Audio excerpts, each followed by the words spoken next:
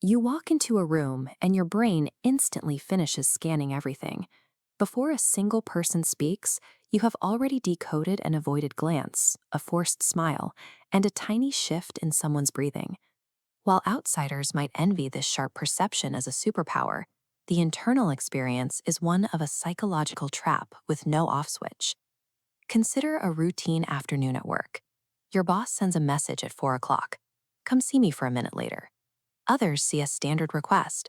You sense an invisible coldness in the phrasing, dissecting every word and replaying a 3-second pause from yesterday to determine what went wrong. This reaction stems from the default mode network. This glowing map highlights the neural pathways responsible for reflection and self-referential thinking. In a typical brain, it pulses gently, activating mainly during rest. But here, the network remains locked in the on position, firing continuously. Because those firing patterns never settle, a standard social interaction becomes an overwhelming cognitive task.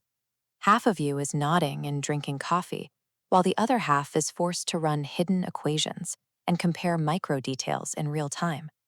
Every waking second is spent obsessively analyzing your surroundings. You feel entirely drained after sitting quietly in an office all day because your brain just finished running an invisible marathon. A sharp awareness of the world usually comes from one of two places. While some are born with high sensory sensitivity, for many others, this state is a dark inheritance of survival.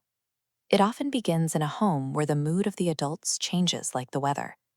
To stay safe, a child in that environment must become a human radar station, constantly tracking unpredictable shifts in the emotional climate. In a chaotic home, the amygdala, the internal danger alarm, pulses bright red.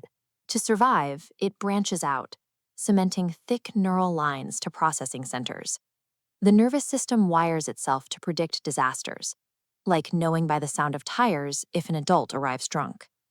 This hypervigilance represents a highly successful biological shield, a survival mechanism that performed its job perfectly by keeping you alive in an unpredictable past. The difficulty begins when that shield enters adult life. The survival radar continues to scan, but it begins misinterpreting safe data, moving past simple observation into deep emotional absorption. You notice a friend's sadness, and your own neural mirroring system forces you to physically live inside of it. A friend discusses their divorce over lunch, and you carry the physical weight of that pain in your chest for 3 days. You become the emotional regulator, the perfect calming presence, a container for their waste. People enjoy your company, they finally feel understood, yet your own need for comfort goes entirely unseen. Absorbed emotions move straight into the body. This biofeedback flowchart shows how a minor input, like a cup of coffee, triggers escalating red warning modules. It compounds, showing cortisol levels spiking as the body floods with stress hormones over a normal physical sensation. Between absorbing external pain and misreading internal signals, the body remains under constant siege.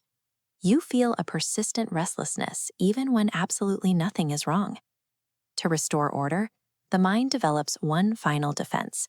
It turns hyper-awareness into an armor of control, simulating every possible worst-case scenario to ensure you are never caught off guard by pain. You get trapped in a maze of assumptions. By living in 10 different versions of a disastrous future simultaneously, you enter a state of analysis paralysis. This scrutiny slowly strips away relational innocence. A compliment triggers a search for a hidden motive. An apology is viewed as a calculated tactic to de-escalate a situation rather than a genuine admission of fault. You successfully avoid being surprised by disappointment, but the trade-off is immense. By managing life like a high-risk project, you lose the ability to actually live in the present. Retraining a brain wired for survival takes time, and it doesn't mean blinding your high-resolution awareness. It starts by acknowledging that while you see everything, you no longer have to carry the weight of it. The first step is decoupling observation from personalization. If a friend replies slowly or a coworker doesn't smile, you can observe the fact while accepting they might simply be tired. Most silences have nothing to do with you. Next, you detach from physical sensations. When your heart races, you can acknowledge it as a biological reaction to stress without assigning a catastrophic meaning to the pulse. Finally, you learn what belongs to the world. Seeing someone's insecurity clearly is an insight, not an obligation to act as their therapist. You can notice a flaw and confidently choose to leave it alone. That same survival intelligence, once used as a defensive weapon, now serves as a quiet, warm instrument for understanding human fragility. You possess a profound, survival-forged intelligence. Once you stop using it as a shield against the world, that awareness finally allows you to experience the beauty of your life rather than just defending against it.